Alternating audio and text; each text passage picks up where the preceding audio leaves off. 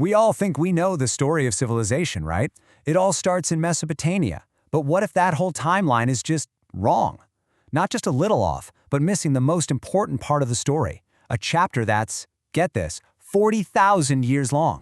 So the story we're always told is super simple, right? It's dramatic. Around 4000 BCE, boom, humanity just suddenly figures it all out. In the Fertile Crescent, we get these massive cities, incredible temples, and of course, that absolute game changer, writing. That's always painted as the starting line. But here's the massive puzzle.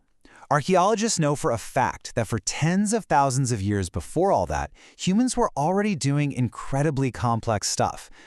Making art, burying their dead with rituals, crafting personal ornaments. So that leaves this huge, huge gap in time that the old theories just can't explain. I mean, how do you get from making pretty beads to running a full-blown state with a bureaucracy? Okay, so let's get into it. To try and solve this exact puzzle, a researcher named Anthony von Doom has come up with a totally new cognitive model. It's called the Deep Symbolic Systems Model. We'll just call it the DSSM. And what's so cool about it is that it doesn't just give us a new answer, it completely changes the question we should be asking. So, what the DSM basically says is that civilization didn't just pop up because of a few genius inventions. No, it argues it's the result of something called a practice-stabilized cognitive infrastructure. I know, that's a mouthful, but think of it like a social operating system for humanity. It's not built on computer code, but on shared habits, rituals, and just common understandings that were slowly installed and even debugged over thousands and thousands of years. Now, what's really interesting is how this social operating system gets built. It's basically a three-step process that feeds back on itself. First, you've got what are called embodied practices. That's just people doing the same social things together, over and over, like rituals. Second, they start to externalize those rules into the world around them. They literally build their social norms into the layout of their village or into the patterns on their pottery. And finally, the whole system becomes redundant. And this is key. It's passed down from one generation to the next, not because someone sits you down and teaches you, but simply because it's what everyone does. And you can probably guess, this process was not fast. Not at all. So let's dig into the actual evidence from Mesopotamia and see how this cognitive foundation was built piece by painstaking piece over a massive stretch of time. And just look at the scale we're talking about here. It's immense. Von Doom actually calls this whole period the long rehearsal for civilization.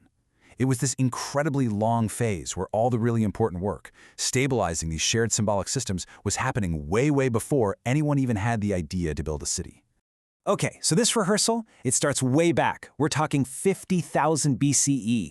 You've got sites like Shanidar Cave, where nomadic groups of hunter-gatherers kept coming back to the exact same spots, generation after generation. And they weren't just there for shelter. Nope. They were using ochre, creating ornaments. They were literally anchoring their collective memories and their whole symbolic world to these specific places on the map. Now let's jump forward thousands of years. At places like Murabit, you start to see people coming together for these huge seasonal gatherings. And these weren't just parties. Von Doom thinks of them as a kind of symbolic error correction, a way for a big group to get on the same page and reinforce their shared social rules. And then something really crucial happens. Architecture itself becomes an external hard drive for their social memory. When they started building houses with the same repeated floor plans, it wasn't just about being efficient. It was a physical blueprint for how their society was supposed to work. So as we get closer to the age of cities, this whole symbolic system just kicks into high gear. The same core ideas start popping up everywhere. They become redundant, but in a good way. You see the same patterns on Halaf-style pottery, on little Ubaid figurines, and even on the platforms of the very first temples.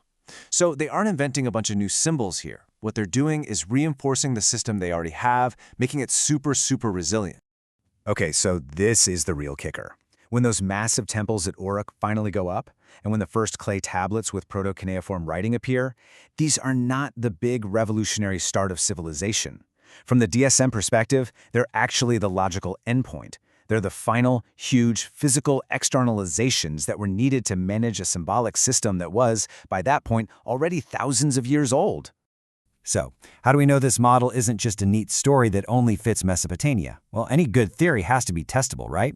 So Von Doom's research does something brilliant. It looks at that other famous cradle of civilization, ancient Egypt.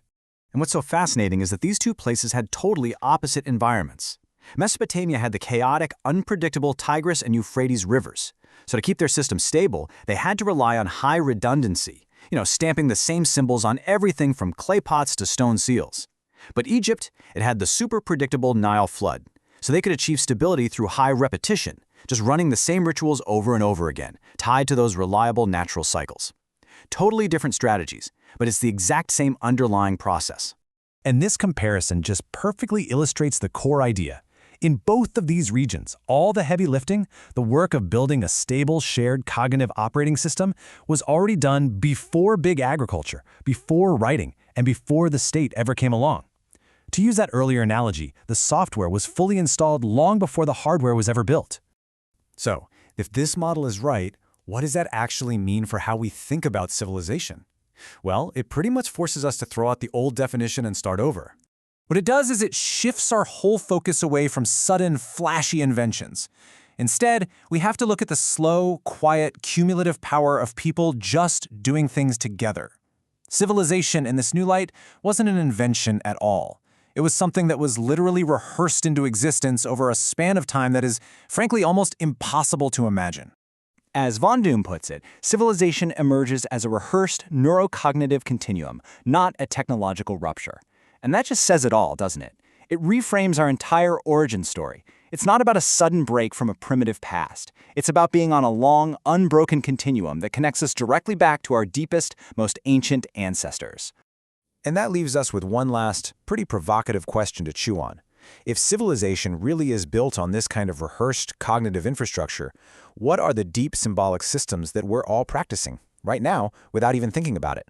What invisible social rules are we building into our world, reinforcing them for generations we'll never even meet?